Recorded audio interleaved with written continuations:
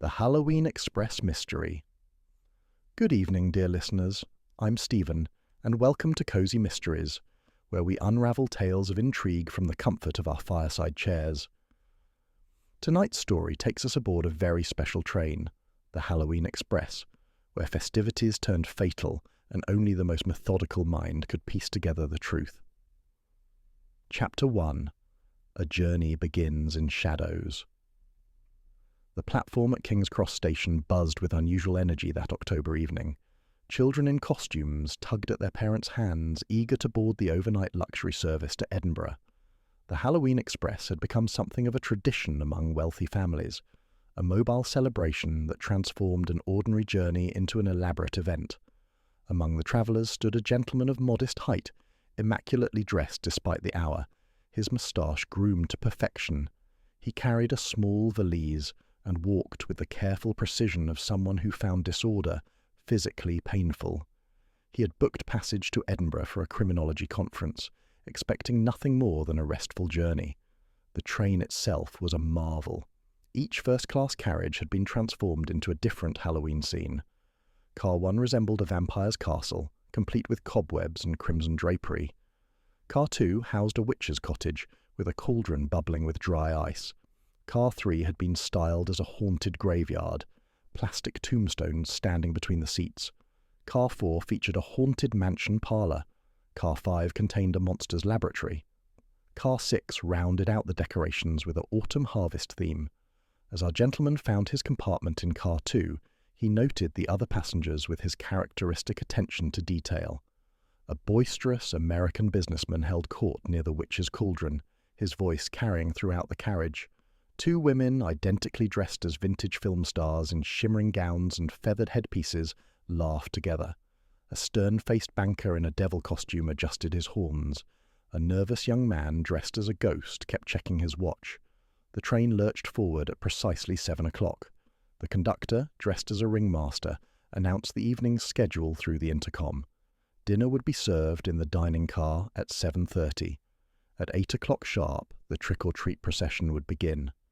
Children and adults alike were encouraged to move through all 6 decorated carriages, collecting sweets from the attendants stationed in each. As the English countryside darkened beyond the windows, our observant traveller settled into his seat. He had brought papers to review, but found himself distracted by the unusual atmosphere. The Halloween decorations, while charming, created shadows that played tricks on the eyes. The black and orange ribbons festooning every surface swayed with the train's motion, creating an almost hypnotic effect. In Car 3, the graveyard car, the American businessman was holding court with several other passengers. His voice boomed through the carriage as he recounted tales of his business conquests, seemingly unaware or unconscious of the tension his stories created among his listeners. The train gathered speed, racing toward Scotland and toward an appointment with death. Chapter 2.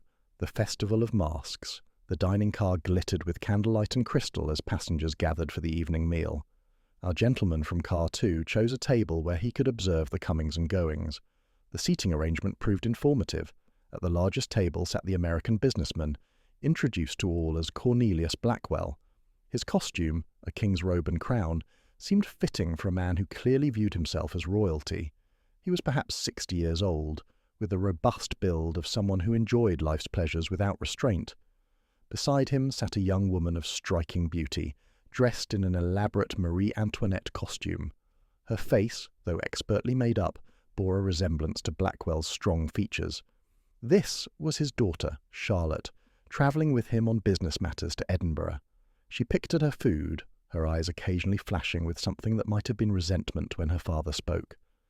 The two women in identical costumes, now identified as Mrs. Patricia Ashworth and Miss Vivian Blackmore, sat together, creating a mirror effect that seemed to delight the other passengers.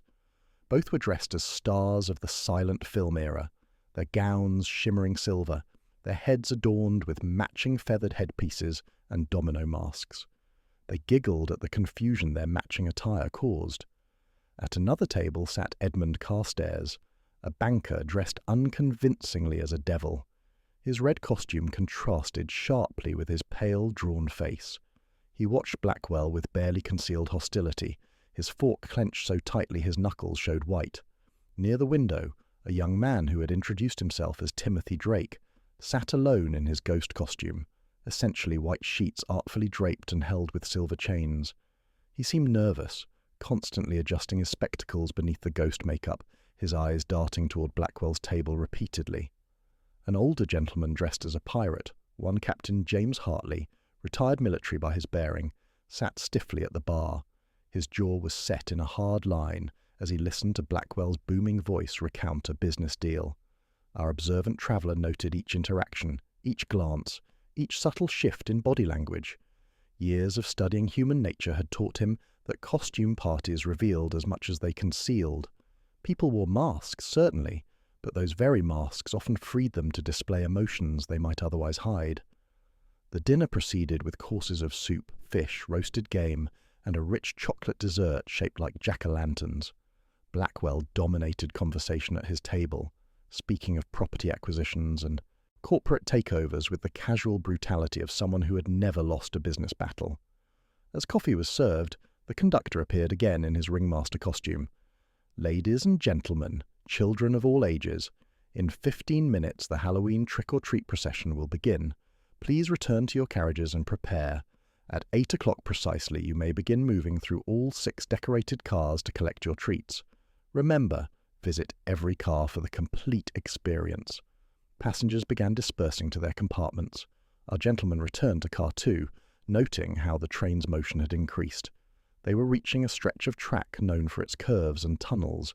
The decorative ribbons swayed more dramatically now, creating dancing shadows in the lamplight. He checked his pocket watch. 7:55. In 5 minutes the festivities would begin, and though he did not yet know it, so would murder. Chapter 3. The Procession of Phantoms. At precisely 8 o'clock, the train's intercom crackled to life with spooky organ music. Children squealed with delight as the trick-or-treat procession officially began. The narrow corridors between carriages quickly filled with costume passengers moving from car to car. Our gentleman from car 2 decided to participate, if only to maintain his observations.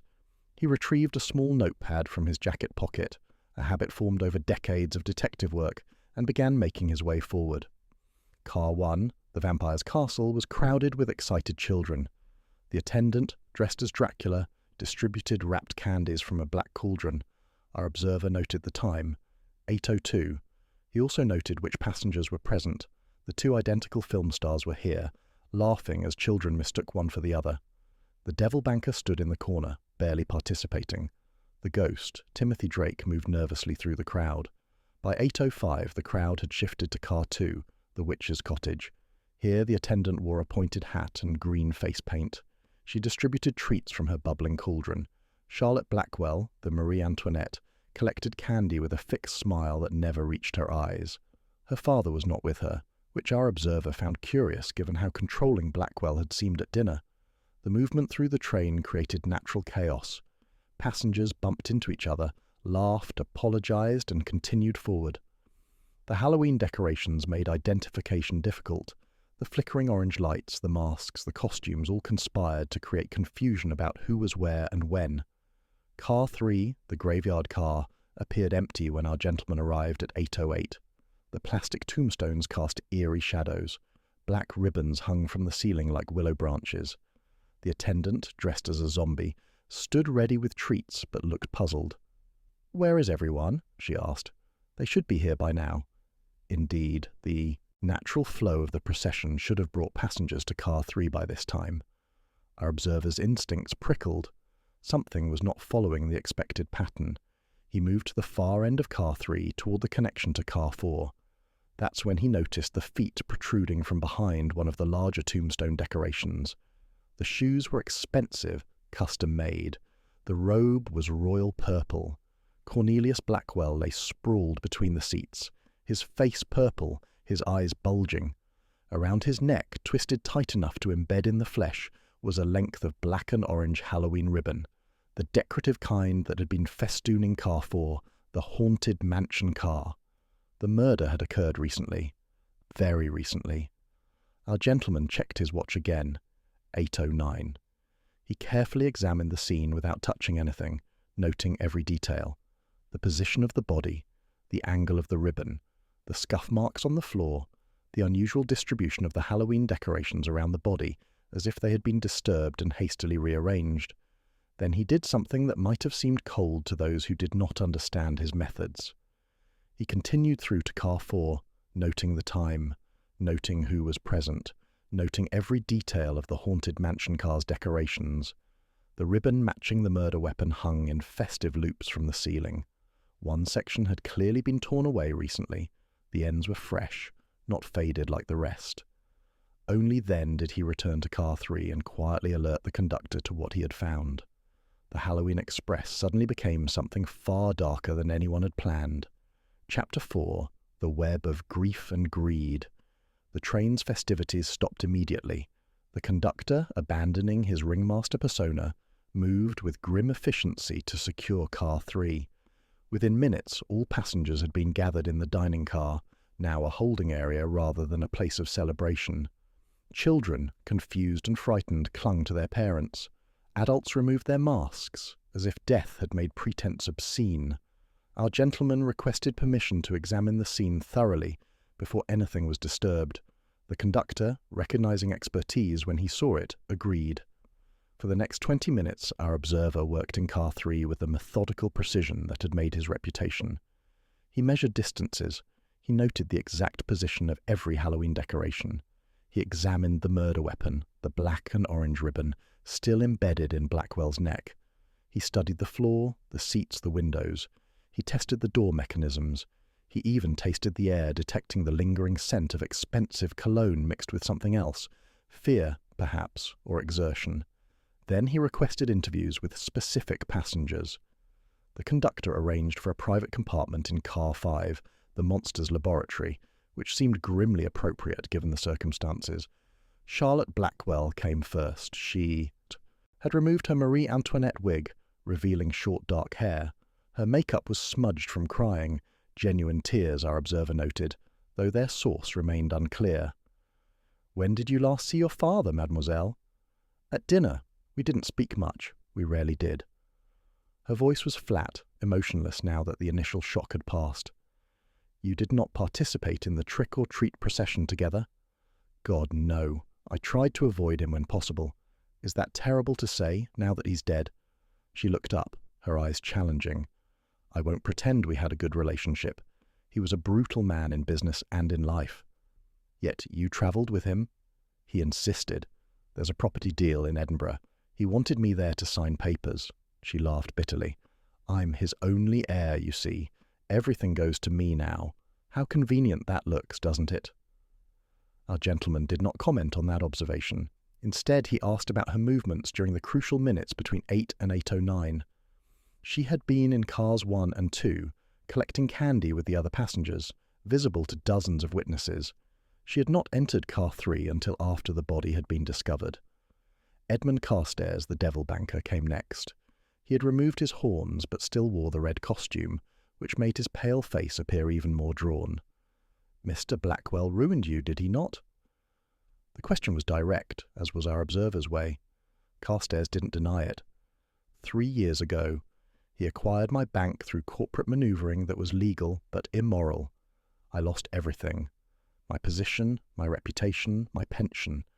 I've been rebuilding, slowly, but—" He spread his hands helplessly. "Do I have a motive to kill him? Absolutely. Did I do it? No." His alibi was similar to Charlotte's.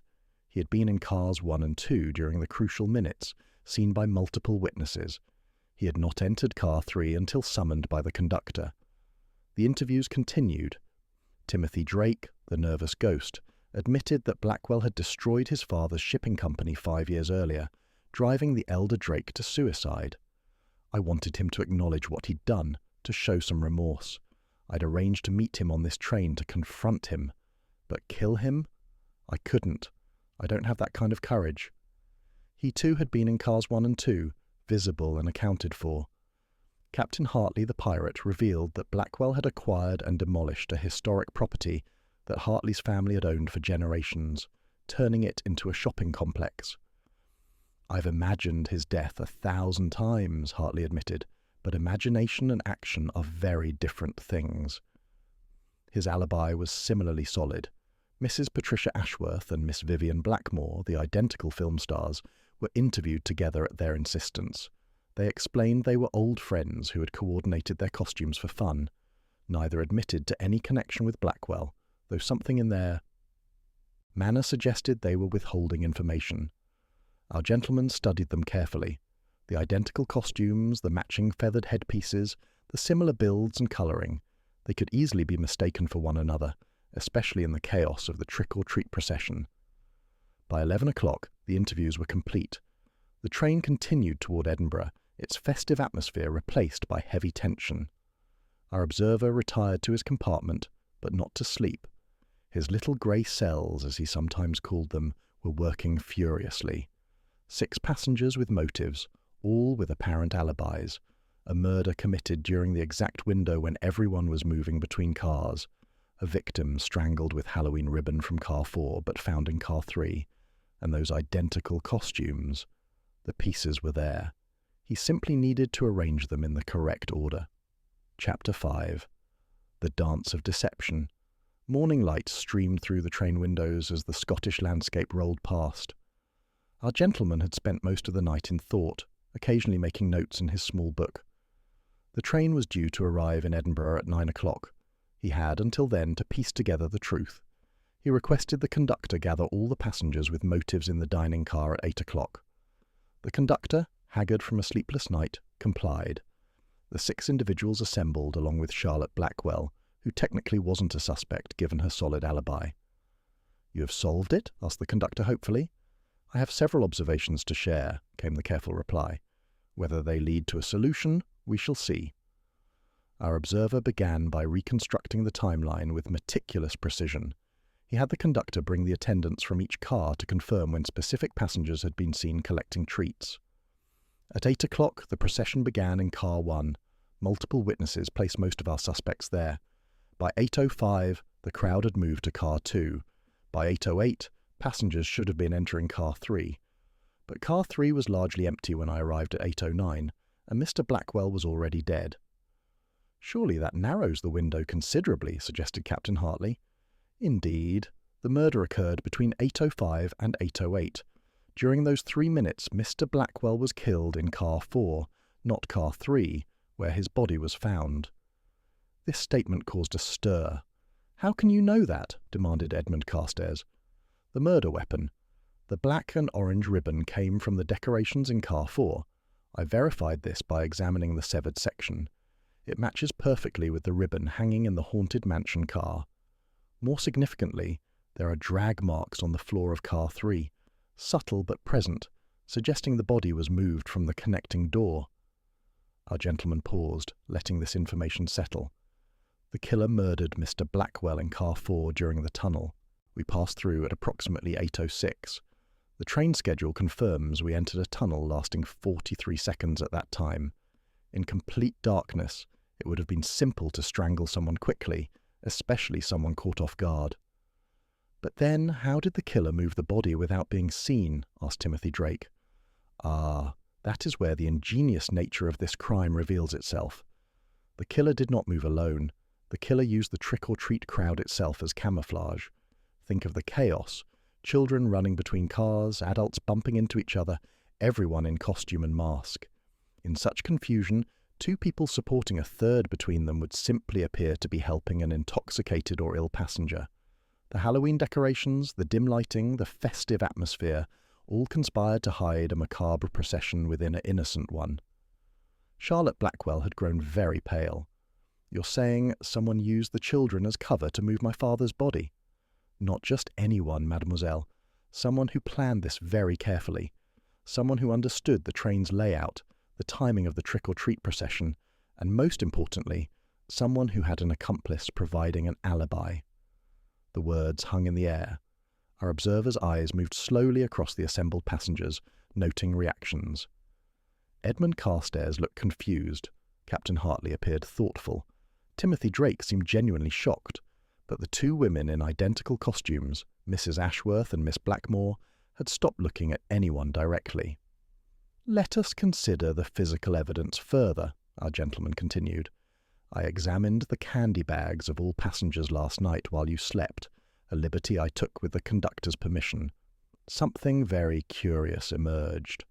He produced 2 bags from beneath the table. These belonged to Mrs. Ashworth and Miss Blackmore. Notice anything unusual? The passengers leaned forward. The bags contained identical treats, not just similar, but identical. The same candy from car 1, the same sweets from car 2, the same treats from car 4, the same confections from car 5. "So what?" challenged Miss Blackmore, but her voice wavered slightly. "So everything, mademoiselle. Each car's attendant distributed different treats.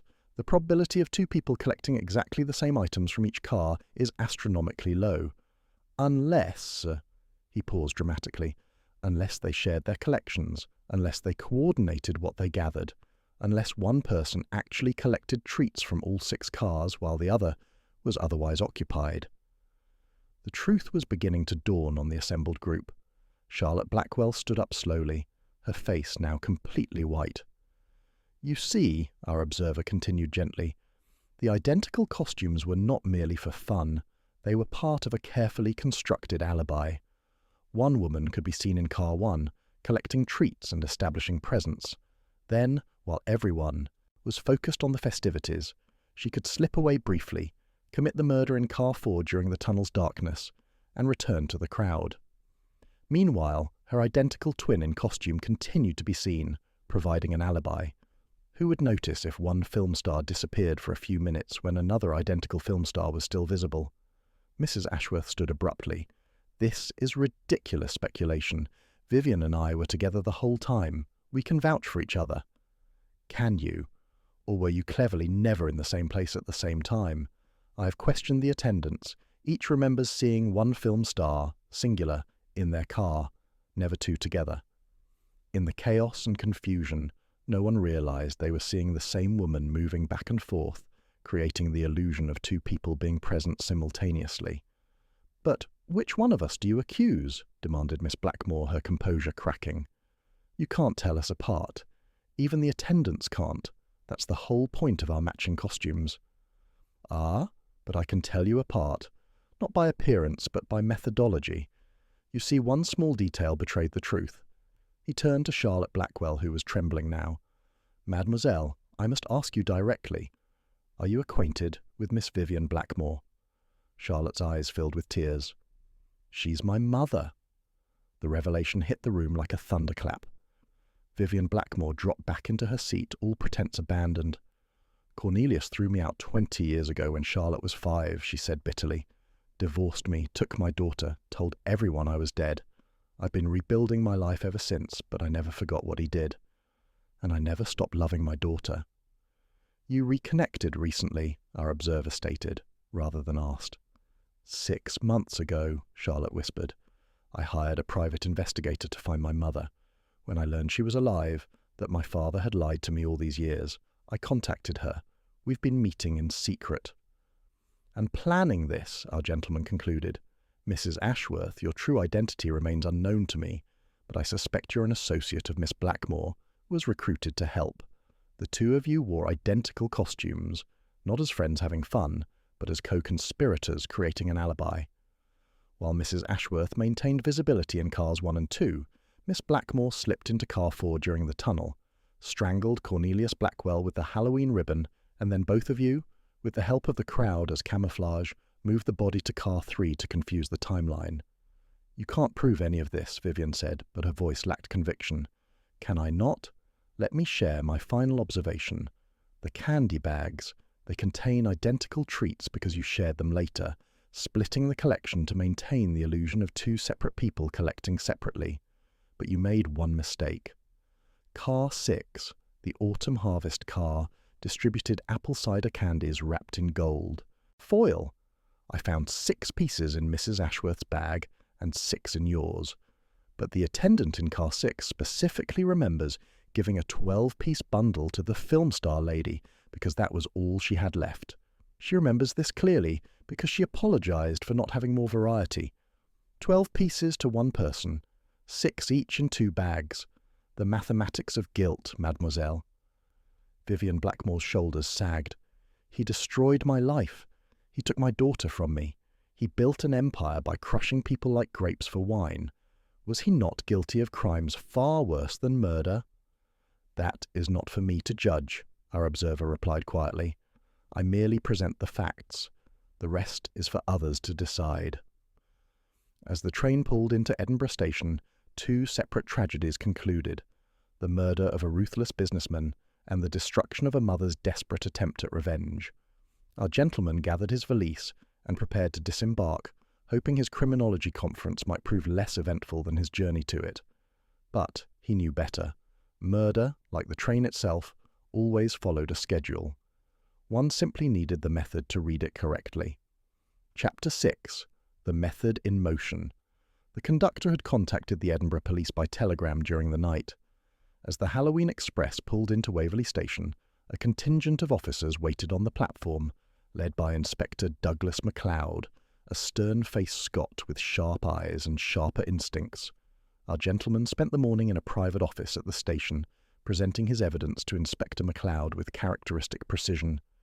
He had compiled his observations into a detailed timeline, complete with diagrams showing passenger movements through the train cars and calculations demonstrating the impossibility of the identical candy distributions occurring by chance.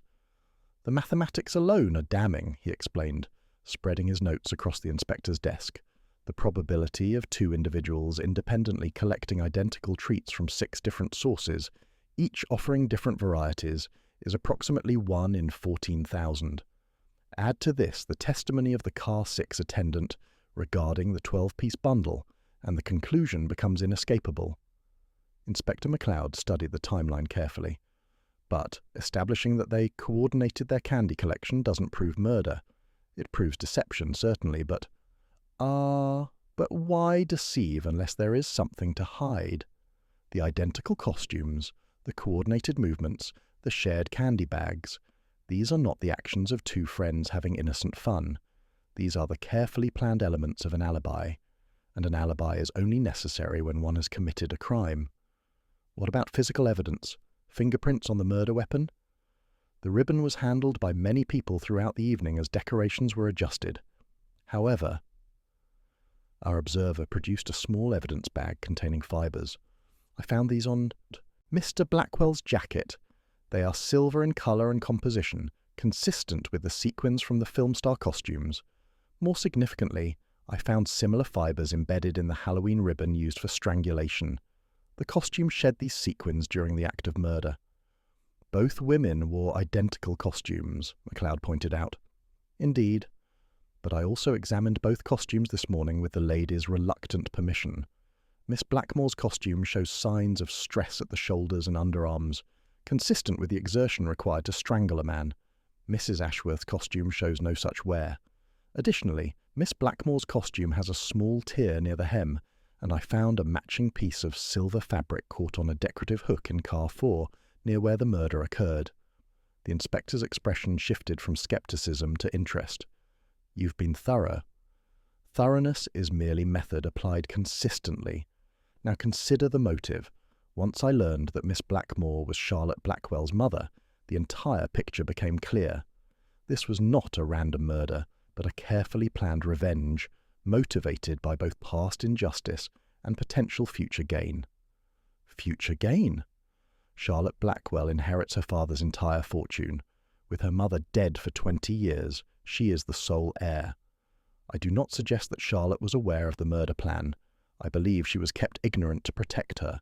But her mother knew that eliminating Cornelius would secure Charlotte's financial future while simultaneously avenging past wrongs. A double motive, then? Triple, if you count the satisfaction of revenge itself. But here is where Miss Blackmore's plan contained a fatal flaw.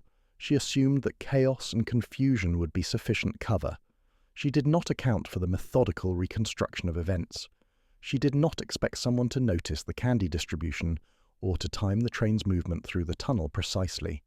She relied on the festive atmosphere to obscure the truth. But truth, like murder, leaves traces that chaos cannot erase. Inspector MacLeod stood and walked to the window, looking out at the platform where Vivian Blackmore and Patricia Ashworth were being held under guard. Charlotte Blackwell sat separately, pale and devastated, her inheritance now tainted by the knowledge of how it was secured. "I'll need you to testify at the trial," the inspector said. Of course, justice must be methodical as well as thorough. But as our gentleman prepared to leave the police station, a question nagged at him. The murder itself was solved, the evidence presented, the culprits identified. Yet something remained incomplete. He had explained the how and the who. He had even explained the why. But had he truly understood the human dimension of this tragedy? Later that afternoon, he arranged through Inspector MacLeod to speak briefly with Charlotte Blackwell. She sat in a private room, her Marie Antoinette costume now, replaced with simple travelling clothes, her face aged by grief and revelation. "I did not know," she said, before he could speak. "I swear to you I had no knowledge of her plan. We had reconnected, yes.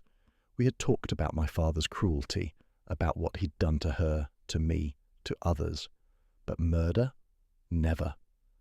I believe you, mademoiselle. A daughter's love, even one rediscovered, does not automatically extend to complicity in patricide." "Then why are you here?" Our gentleman considered the question carefully. "Because I wonder whether truth is always justice. Your mother committed a crime, certainly. The law will punish her appropriately. But your father also committed crimes. Legal ones, perhaps, but no less destructive. He ruined lives, destroyed families, drove at least one man to suicide. Is Vivian Blackmore a murderer or an executioner? Are you saying she was right to kill him? No, I'm saying that murder is never right, but that understanding the full context of a crime is essential to understanding justice. Your mother's actions were methodically wrong. They violated the fundamental human prohibition against taking life. But they emerged from a context of systematic injustice that the law had failed to address." Charlotte's eyes filled with tears. "What am I supposed to do with that?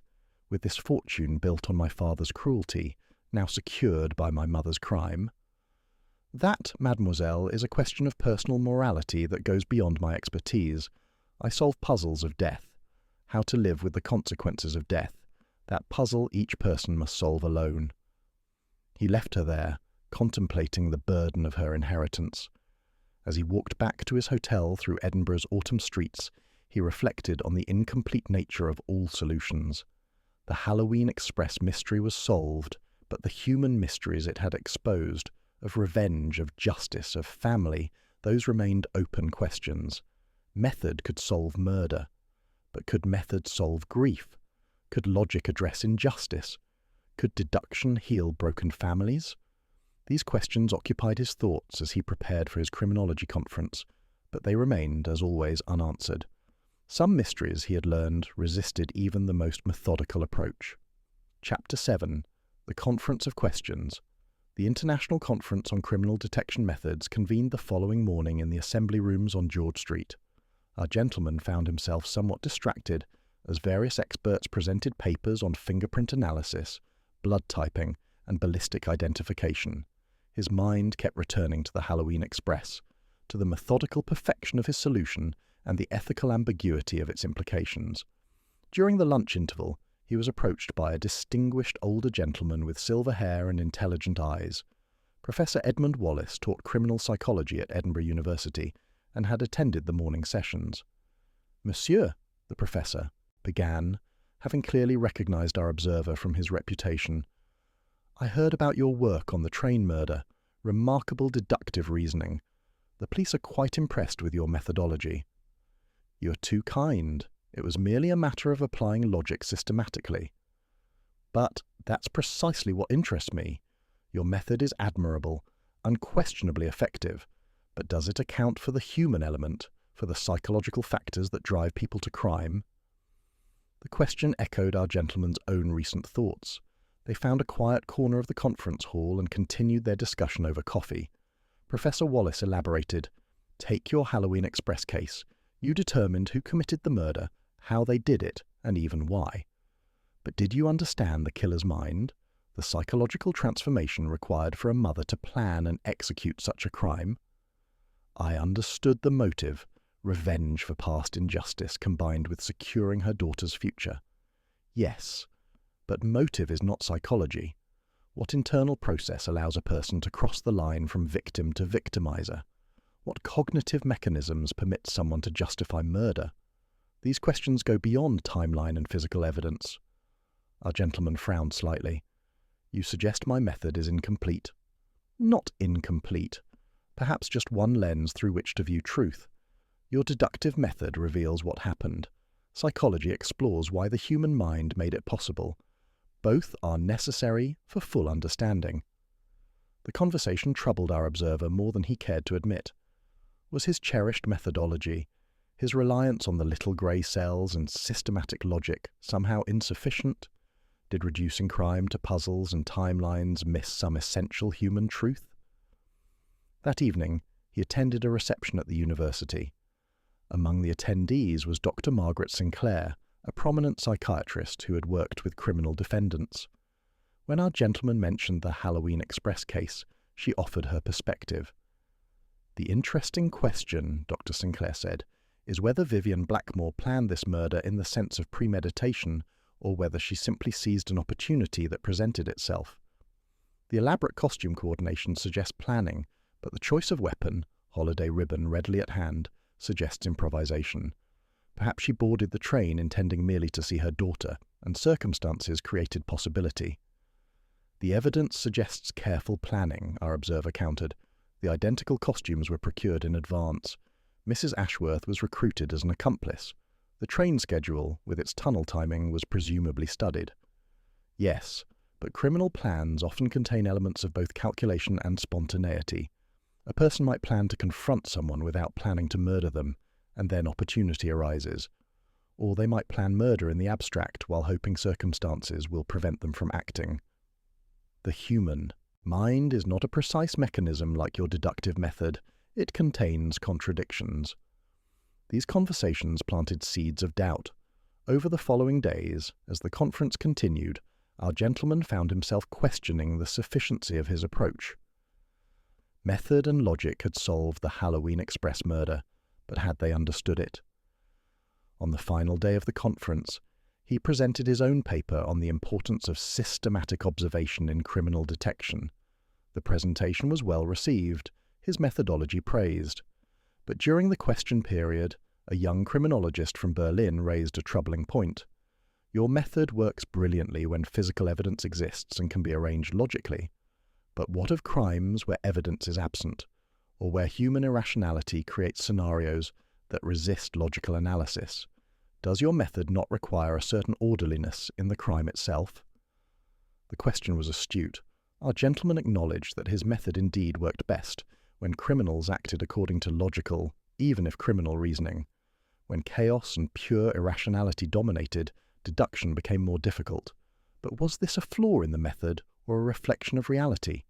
He argued that even apparently irrational crimes contained hidden logic. The logic of the disturbed mind, perhaps, but logic nonetheless. The task of the detective was to discover that logic, to find the pattern even in apparent chaos.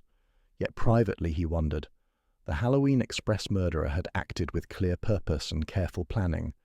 But what of crimes driven by sudden rage, by mental illness, by the kind of psychological disintegration that resisted rational analysis? Could method solve those mysteries? That evening, he dined with Inspector MacLeod, who provided updates on the case. Both Vivian Blackmore and Patricia Ashworth had been formally charged with murder and conspiracy. Charlotte Blackwell had retained expensive legal counsel for her mother, using her newly inherited fortune to fund the defence. The trial will be complicated, MacLeod said. The defence plans to argue years of abuse and emotional trauma, painting Cornelius Blackwell as the true villain. They'll make Vivian Blackmore sympathetic to the jury. Perhaps she is sympathetic, our gentleman observed. Truth can contain contradictions. She murdered a man. That man destroyed her life and others. Both facts exist simultaneously. You sound uncertain. That's not like you. I am certain of the facts, less certain of their meaning. MacLeod studied him curiously. The evidence you provided is airtight. The conviction is assured. Isn't that enough? For justice, yes. For understanding, I begin to doubt." They parted ways, and our observer returned to his hotel room. He spent the evening reviewing his notes on the case, not looking for errors in his deduction. He found none, but searching for something he couldn't quite name. Some human element that his timeline and evidence had captured but not explained. He thought of Charlotte Blackwell, orphaned by her father's cruelty and her mother's revenge. He thought of the other passengers, each carrying their own wounds from Cornelius Blackwell's business practices. He thought of Vivian Blackmore, transforming grief and injustice into a methodical plan for murder. The conference ended the next morning. As delegates departed Edinburgh, returning to their respective corners of the world, our gentleman prepared for his own journey back to London. But before leaving, he made one final visit to the police station. Inspector MacLeod was surprised to see him. "I thought you'd left already." "I wish to ask whether I might speak once more with Miss Blackmore, not to gather evidence, the case is complete, but to understand." "Understand what?" "Whether methodology can capture something beyond facts, whether logic can truly explain human actions." MacLeod arranged the meeting. In a small conference room, Vivian Blackmore sat across from our observer. She looked older than her years, worn down by the events and their aftermath. But her eyes remained sharp, intelligent, unbroken. "You've come to gloat over your successful deduction?" she asked without animosity. "No, madam. I have come to ask a question that my method cannot answer." She raised an eyebrow. "Go on." "When you boarded that train, when you put on that costume, when you recruited Mrs. Ashworth to help with your alibi, at what point did you become a murderer? Was it weeks before, when you first conceived the plan? Was it in that tunnel, when you pulled the ribbon tight?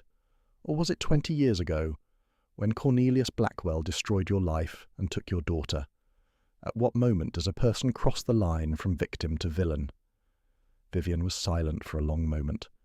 When she spoke, her voice was quiet but steady. "I don't know, and I suspect you don't either. That's why you're here, because your clever methods solved what I did but cannot explain who I am. Am I a murderer who was once a victim, or a victim who became a murderer? Perhaps both, perhaps neither. Perhaps human beings don't fit into neat categories the way evidence does. Yet you planned this crime with precision. You used logic, method, coordination. In that sense, we are not so different. We both applied systematic thinking to achieve our goals. Except your goals served justice, and mine served revenge. That's a rather important difference, don't you think?" "Is it? Or are they sometimes the same thing, viewed from different perspectives?" Vivian leaned forward. "You want absolution, not for me, but for yourself. You want to believe that your method, your precious logic, can encompass the fullness of human experience. But it can't. You solved how I killed Cornelius. You explained why. But you don't understand what it means to nurse hatred for 20 years, to feel it growing inside you like a cancer, to wake up every morning knowing your daughter is being raised by a monster and you're powerless to help her. Your method can't touch that, can't measure it, can't categorize it." Our gentleman sat back, absorbing her words. She was right, of course. His method was powerful but limited. It could reconstruct events, expose lies, arrange facts into truth, but it could not fully capture the lived experience of being human, the emotions, the contradictions, the slow transformations that turned victims into perpetrators. "Thank you, madame," he said finally. "You have answered my question, though not as I expected." "What question?" "Whether my method is sufficient for understanding crime. The answer is no. It is merely sufficient for solving crime. Understanding requires something more, something I am not certain I possess." Vivian smiled sadly. "Then perhaps we're both limited in our own ways. I couldn't live with injustice, so I became a criminal. You can't live with uncertainty, so you arrange the world into logical patterns. We're both trying to impose order on chaos. You just do it more legally." As our gentleman left the police station and made his way to the train that would carry him back to London, he reflected on the limitations of his cherished methodology. The Halloween Express mystery was solved. The evidence was irrefutable. Justice, in its legal sense, would be served. Vivian Blackmore would face trial and almost certainly conviction. Charlotte Blackwell would live with the consequences of her inheritance. The other passengers, each carrying their wounds from Cornelius Blackwell's cruelty, would move forward with their lives. But had he truly understood what happened on that train? Or had he merely catalogued it, organised it, reduced it to timeline and evidence? Method was essential. He believed that completely. Without systematic observation and logical deduction, truth remained hidden beneath layers of confusion and deception. His approach had revealed what happened and who was responsible. That was valuable, even necessary. Yet something remained elusive, some essential human truth that resisted his categorization. Perhaps that was as it should be. Perhaps crime, like humanity itself, could never be fully reduced to logic. Perhaps the role of the detective was not to understand everything, but simply to reveal enough truth for justice to proceed. The train pulled away from Edinburgh, carrying him south toward London. He watched the Scottish countryside roll past, thinking about method and meaning, about facts and feelings, about the solved puzzle of the Halloween Express and the unsolved puzzle of human nature. He had brought a murderer to justice, but justice, he was beginning to understand, was only one part of a larger story, a story that methodology could illuminate but never fully tell. Chapter 8. The Return to Routine. London greeted our gentleman with its familiar fog and bustle. The return journey had been uneventful. No murders, no mysteries, just the quiet rhythm of rail travel and his own thoughts for company. He took a cab from the station to his modest but impeccably organised apartment. Among the accumulated mail was a telegram from Inspector MacLeod. Trial date set for January. Your testimony required. Additional evidence emerged supporting your conclusions. Ashworth confessed role in return for reduced charges. He set the telegram aside and unpacked with characteristic precision. Whatever questions remained about the limits of his approach, the practical results were undeniable. A murder had been solved. Justice was proceeding. Yet, over the following weeks, as autumn deepened into winter, he found himself returning repeatedly to the conversation with Vivian Blackmore. Her words had exposed something he'd long suspected but never fully acknowledged, that his method, powerful as it was, represented only one way of seeing truth. He began accepting more cases, throwing himself into the work. A jewel theft in Mayfair, resolved through careful observation.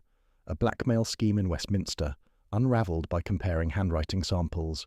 A poisoning in Chelsea, solved by analysing the victim's last meal. Each case reinforced the value of systematic investigation, yet each also left him with that nagging sense of incompleteness, as if he were solving puzzles while missing their deeper meaning. One December evening, Charlotte Blackwell appeared at his door, dressed in black mourning clothes, her face pale but composed. "I've been thinking about what you said," Charlotte began after accepting tea, "about truth containing contradictions. I've established a charitable foundation using my inheritance. It will provide assistance to families destroyed by predatory corporate practices." "That is admirable, mademoiselle." "But what about my mother? The trial begins in 3 weeks. She'll likely spend the rest of her life in prison. Is that justice or just another harm? I present facts. The court weighs them against the law and determines consequences. But you must have an opinion." He was quiet for a moment. "I feel that your mother committed murder, and that murder must have consequences. I also feel that your father committed crimes for which he faced no legal consequences. Both feelings exist simultaneously. How do you live with that?" "By accepting the limits of my role. I arrange facts so that truth becomes visible. What society does with that truth is beyond my capability." After she left, our gentleman sat by the fire for a long time, thinking about fairness and facts, about method and meaning. The case that had seemed so clear now appeared more complex, not in its facts, but in its implications. Chapter 9. The Weight of Testimony. The trial of Vivian Blackmore began on a cold January morning in Edinburgh's High Court. Our gentleman travelled north once again, this time carrying the heavy responsibility of testimony that would help determine 2 women's fates. The courtroom was packed. The Halloween train murder had captured public imagination. Wealth, revenge, elaborate deception, and the dramatic setting of a holiday celebration turned deadly. Through the door, he could hear opening arguments.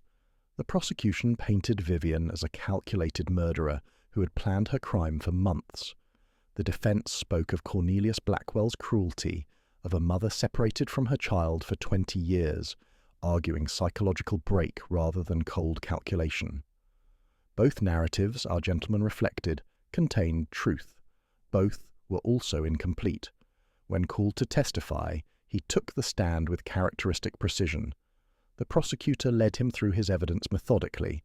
The timeline, the physical evidence, the candy distribution proving coordination. Does this evidence indicate careful planning or spontaneous action? The evidence indicates both preparation and execution, he replied carefully. The identical costumes suggest planning. However, the choice of weapon, ribbon readily at hand, suggests opportunistic adaptation. It is rarely one or the other exclusively. The defense attorney approached cross-examination with clear strategy. She would not attack the facts, but would contextualize them. Did your investigation explore why Cornelius Blackwell was on that train? I understood he was travelling on business.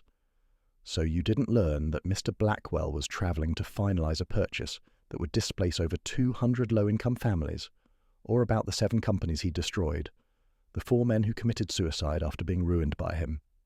I learned some of these facts in identifying suspects and establishing motives. But you didn't present them in your evidence, did you? You presented the mechanics of the murder, the how and when, but not the context that might explain why. My role is to establish facts about the crime, not to adjudicate the victim's character. The point had been made. The jury had been reminded that methodology, examining only the crime itself, might miss essential context. Finally, Vivian Blackmore herself took the stand. She acknowledged her actions without excusing them. I planned to confront him, but the actual moment of murder, that was rage, pure and simple. 20 years of rage compressed into 43 seconds in a tunnel. Do you regret killing him? Vivian paused. I regret that murder was the solution I chose. But do I regret that Cornelius Blackwell is dead? No. The world is better without him, though I understand that's not a legal justification. The honesty stunned the courtroom into silence. As closing arguments approached, our gentleman prepared to return to London. His testimony was complete, but he felt no satisfaction, no sense of completion. Chapter 10. The Verdict of Understanding. The jury deliberated for 3 days. Our gentleman remained in Edinburgh, compelled to witness how this case concluded. The Halloween Express mystery had challenged his assumptions about methodology and truth in ways he hadn't anticipated. On the 3rd day, the jury returned. The courtroom filled quickly as Judge Morrison called the session to order. Vivian Blackwell stood, her face composed but pale. On the charge of murder in the 1st degree, how do you find the defendant? Guilty, Your Honour. A collective sigh passed through the courtroom. Charlotte closed her eyes briefly, accepting what she had known was inevitable. Patricia Ashworth was also found guilty of conspiracy. The verdicts were legally correct. The evidence had left little room for doubt. Justice, in its procedural sense, had been served. But as the judge announced sentencing would occur in 2 weeks, our observer felt no triumph. He had done his job with characteristic precision, yet the victory felt hollow. That evening, Charlotte requested to meet him at a small cafe. "Do you think justice was done today?" she asked. Our gentleman considered carefully. The verdict was legally correct based on the evidence. In that sense, justice, defined as the proper application of law to facts, was done. But do you think it was right? She committed murder, mademoiselle. Murder has legal consequences. But as to whether the outcome is right in some larger moral sense, that is beyond my capacity to judge. That seems like avoiding responsibility for the consequences of your work. The observation stung because it contained truth. Perhaps it is. Or perhaps it is simply an acknowledgement of the limits of methodology. I can solve crimes with great precision, but solving crimes and solving the problem of justice itself are different things.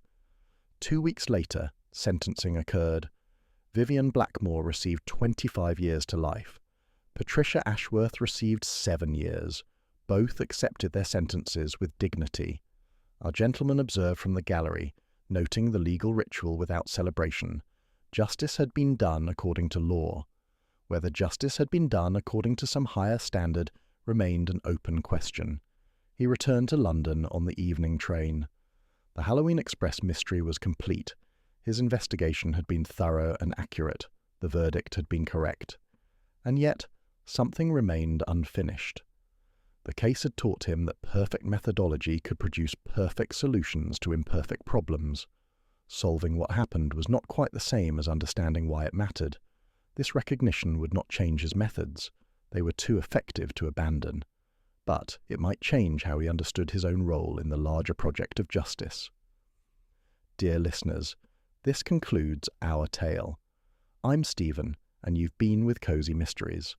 Sometimes the greatest mystery isn't who committed the crime, but whether any resolution can truly satisfy our hunger for meaning. Until next time, may your mysteries be cozy and your truths be as complete as method allows.